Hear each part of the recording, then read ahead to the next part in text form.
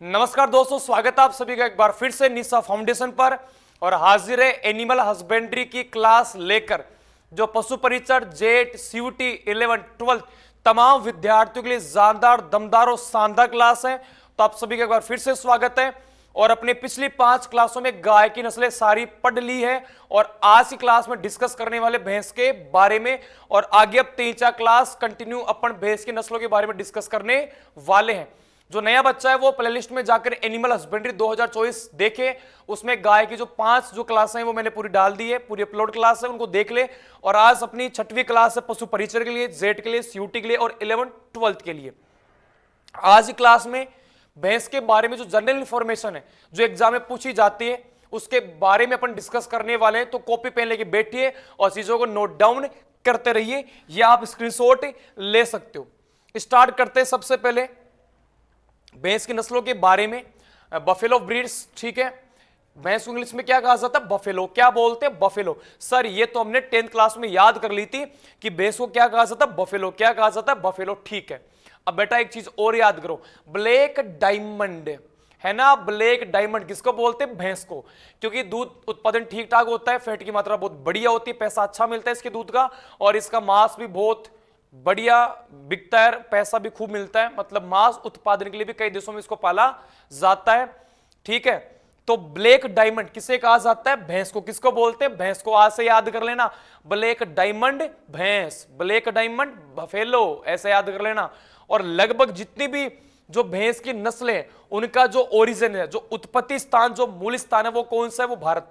2 सवाल याद, black diamond किसको बोलते हैं? भैंस को। और लगभग भैंस की नस्लों का जो उत्पत्ति स्थान है वो कौन सा है? भारत। कौन सा है? भारत। उसके बाद वर्तमान में जो भैंस की पालतू, मतलब जिन नस्लों को अपन पालते हैं उनका जो ओरिजिन पहले से वो कौन सा? बोस अर्नी, ठीक है।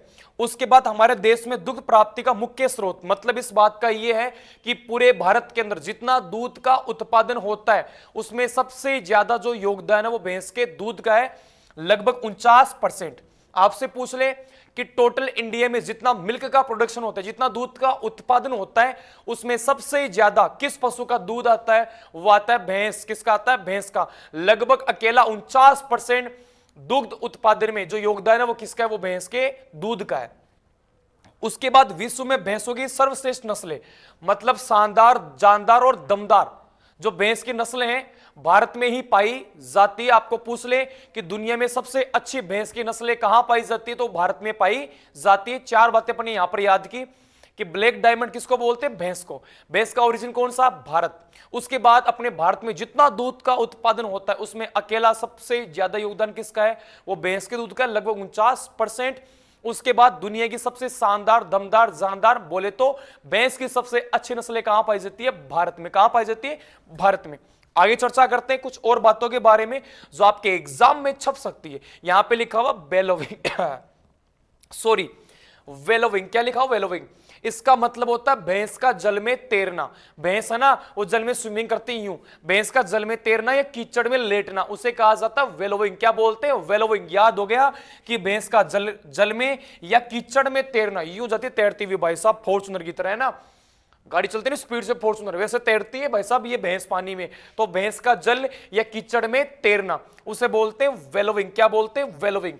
उसके बाद में इसमें गर्मी सहन करने की प्रक्रिया उपस्थित, मतलब सामान्य तापमान को भैंस आसानी से सहन कर लेती, इतना कोई खास सवाल नहीं है।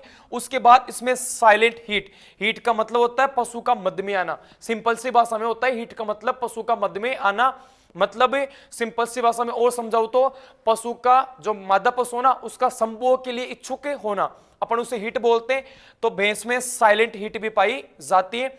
मतलब इसमें जो मध्यकाल है या जो मध्य के लक्षण है वो अपने को स्पष्ट दिखाई नहीं पड़ते, अपने को पहचान करनी पड़ती है वैज्ञानिक तरीके से, ठीक है। तो वेलोविंग का मतलब भैंस का जल में तैरना या कीचड़ में लेटना। ये आसानी से गर्मी, मतलब आसानी का मतलब सामान्य टेम्परेचर को आसानी से सहन कर लेती है और इसमें साइलेंट हीट पाई जाती है।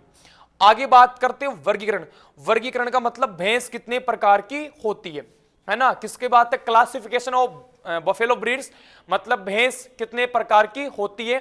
तो आपके सिलेबस में जो भैंस का वर्गीकरण है वो 2 आधार पर है। एक तो वितरण, वितरण का मतलब जगह कि मुख्य रूप से पूरी दुनिया में भैंसें कहां पर पाई जाती है, और दूसरा भार के आधार पर, मतलब भैंस भारी है या हल्की है उस आधार पर। तो सबसे पहले बात करने वाले वितरण, मतलब मुख्य रूप से दुनिया में ज्यादा भैंस की नस्लें कहां पर पाई जाती है। तो सबसे पहला जो वर्गीकरण है वो प्रकृति या वितरण के आधार, मतलब लोकेशन बेस। तो वितरण के आधार पर भैंस की नस्लों को दो भागों में बांटा गया है, एक तो अफ्रीकन, दूसरी एशियन, मतलब जो मुख्य रूप से अफ्रीका महाद्वीप में पाई जाती है, और एक भैंस की वो नस्लें जो मुख्य रूप से एशिया महाद्वीप में पाई जाती है।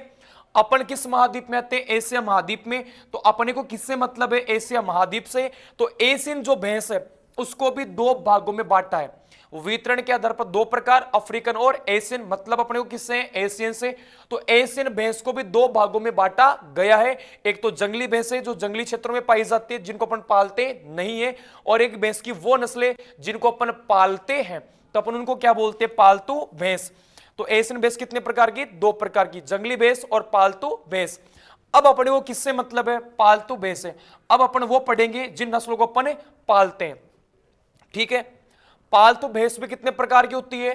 दो प्रकार। कितने प्रकार की होती है? दो प्रकार की, जिसे जलीय या नदी भैंस या रिवर बफेलो या वाटर बफेलो कहा जाता है, मतलब वो नस्लें जिनको जल में तैरना पसंद होता है और जिनके शरीर का भार ज्यादा होता है। भैंस की वो नस्लें जिनका शरीर भार बहुत ज्यादा होता है, ये गर्मी को कम सहन करती है और जल में तैरना पसंद करती है, क्योंकि इनको गर्मी ज्यादा लगती है तो ये जल में जाके तैरने लग जाती है। क्या करने लग जाती है? जल में जाके तैरने लग जाती है।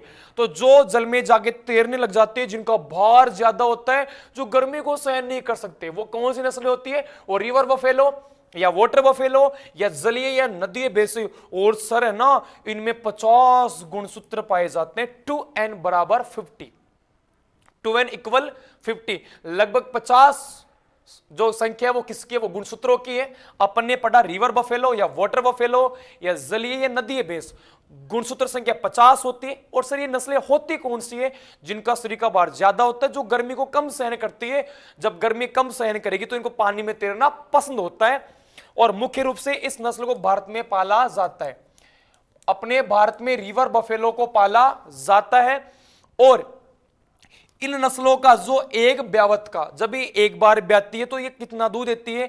लगभग ये अपने पूरे ब्यावत में लगभग 300 दिन का ये ब्यावत होता है, लगभग बात कर रही। तो अपन फिर भी आप इसको भी याद नहीं रखो ना, तो ऐसे याद करना, लगभग ये एक ब्यावत में 1300 से लेकर 2000 लीटर तक दूध का उत्पादन करती है। मतलब अपने भारत में जो भैंस की नस्लें पाई जाती है वो लगभग एक बार ब्याने के बाद एक ब्यावत में 1300 से 2000 लीटर के बीच दूध का उत्पादन करती है। और मुख्य रूप से भारत, पाकिस्तान, मध्य पूर्वी एशिया में इन नस्लों को पाला जाता है। कौन सी? रिवर बफेलो को। उसके बाद में आगे जो नस्लें हैं वो कौन सी? दलदली या कीचड़ भैंस या स्वैम्प या मड बफेलो। समझ जाना, ऐसी भैंस की नस्लें जिनको कीचड़ में तैरना पसंद है। वेरी गुड, याद हो गया ना तुम्हें? क्या याद हुआ कि सर दलदली या कीचड़ भैंस या स्वैम्प या मड बफेलो, सर इसका मतलब तो ये होता है भैंस की वो नस्लें जिनके शरीर का भार क्या होता है? कम होता है। क्या होता है? कम होता है, और जो गर्मी को सहन कर सकती है ज्यादा, और जिनको कीचड़ में लेटना पसंद होता है। भैंस की वो नस्लें जिनके शरीर का भार कम होता है और गर्मी को सहन कर सकती है और कीचड़ में लेटना इनको पसंद होता है, और गुणसूत्र संख्या जिनमें 48 होती है, उनको दलदली या कीचड़ भैंस या स्वैम्प या मड बफेलो कहा जाता है। और मेजरली इनको दक्षिणी पूर्वी एशिया, कहां पर है? दक्षिणी पूर्वी एशिया में ज्यादा पाला जाता है, जैसे म्यांमार में, मलेशिया में, फिलीपींस में, चीन में, इंडोनेशिया में। इन तमाम देशों के अंदर कीचड़ भैंसों को पाला जाता है, मतलब दक्षिणी पूर्वी एशिया। और जो मध्य एशिया में, उसमें कौन सी नस्लों को? रिवर बफेलो को। और इन नस्लों को पालने का मुख्य उद्देश्य मांस प्राप्ति। क्या होता है? मांस प्राप्ति। अपने भारत में जो नस्लें पाली जाती है उनका मुख्य उद्देश्य क्या होता है? दूध उत्पादन। और कीचड़ या दलदली भैंस को पालने का मुख्य उद्देश्य होता है मांस प्राप्ति। ठीक है। अगला वर्गीकरण है शरीर भार। भार का मतलब वजन के आधार पर, कि सर भैंस मोटी है कि पतली है कि बीच की है। इसको थोड़ा और अपने सही भाषा में बोले तो सर भैंस की नस्ल भारी है या हल्की है या ठीक ठाक है, वो नस्ल है। ठीक है। सबसे पहले भैंस की भारी, हेवी ब्रीड्स है ना, हेवी बफेलो, भारी नस्लें, तो मुर्रा, जाफराबादी और नीली रावी। भैंस की 3 नस्लें यहां पर दी हुई है, मुर्रा, जाफराबादी और नीली रावी। ये तीनों भैंस की भारी नस्लें हैं। उसके बाद मध्यम नस्लें महसाना, भदावरी और नागपुरी। महसाना, भदावरी, नागपुरी ये भैंस की मध्यम, ना भारी ना हल्की नस्ल है। और भैंस की केवल एक ही हल्की नस्ल आपके सिलेबस में, सुरती। कौन सी? सुरती। हल्की नस्लों की बात करें, किसकी? हल्की नस्ल कौन सी है भैंस की? सुरती। कौन सी है? सुरती। अपने पढ़ा भार के आधार पर भैंस की नस्लें कितने प्रकार? 3 प्रकार, भारी, मध्यम और हल्की। मुर्रा, कौन कौन सी? मुर्रा, जाफराबादी, नीली रावी, ये भैंस की भारी नस्ल है। उसके बाद नागपुरी, भदावरी और महसाना, ये भैंस की मध्यम, ना भारी ना हल्की। उसके बाद में कौन सी? सुरती। कौन सी? सुरती। ये भैंस की कैसी नस्ल है? ये हल्की नस्ल। कैसी है? हल्की नस्ल है। सर हमें याद हो गई, ठीक है। अपन जो अपने पढ़ा ना उसको एक बार अपन वापस रिपीट करते हैं। इधर देखो, आज क्लास थी भैंस के बारे में, जनरल इंफॉर्मेशन ऑफ बफेलो, ठीक है। भैंस को ब्लैक डायमंड कहा जाता है, भारत में ये इनका ओरिजिन पहले ऐसा है, और इनको पालने का मुख्य उद्देश्य भारत में दूध उत्पादन है, क्योंकि अकेले 49% योगदान किससे आता है? भैंस के दूध से। किसमें? दुग्ध उत्पादन में। और दुनिया की सबसे शानदार, जानदार, दमदार नस्लें कहां पाई जाती है? भारत में। कहां पाई जाती है? भारत में। किसकी? भैंस की। उसके बाद वेलोविंग, भैंस का जल में तैरना, स्विमिंग करना, उसे क्या बोलते हैं? वेलोविंग। गर्मी को सहन कर सकती है, साइलेंट हीट इसमें पाई जाती है। और वर्गीकरण, कितने प्रकार की भैंस होती है? वितरण के आधार पर, भार के आधार पर। वितरण अपन ने पहले पढ़ा, अफ्रीकन और एशियन। एशियन कितने प्रकार की? 2, जंगली और पालतू। मतलब किससे? पालतू से। कितने प्रकार की? 2। जलीय, नदी भैंस या रिवर बफेलो, जिनको जल में तैरना पसंद होता है, गुणसूत्र 50, भारत में यही पाली जाती है मुख्य रूप से। भारत में कौन सी? River buffalo. आपसे पूछ ले, भारत में भैंस की कौन सी नस्लें पाली जाती है? River buffalo. उसके बाद कीचड़ में, जिनको कीचड़ में तैरना, लेटना पसंद हो, गुणसूत्र 48, शरीर भार कम होता है, गर्मी को ये सहन कर लेती है, और इनको पालने का मुख्य उद्देश्य मांस प्राप्ति, भार के आधार पर 3, भारी, मध्यम और हल्की। आप इनका स्क्रीनशॉट ले लेना और कॉपी में नोट डाउन कर लेना। ये जेड, सीयूटी, 11, 12 सुपरवाइजर, पशु परिचर, तमाम एग्जामों के लिए खास क्लास है। और सभी से रिक्वेस्ट है, क्लास देख के कमेंट करके जरूर बताया करो क्या कमी रही, क्या अच्छा रहा। मैं हर कमी को जरूर सुधारूंगा। और आप सभी का बहुत बहुत धन्यवाद। जय हिंद, जय नेशनल। और फिर मिलते कल एक नई क्लास में, ठीक है।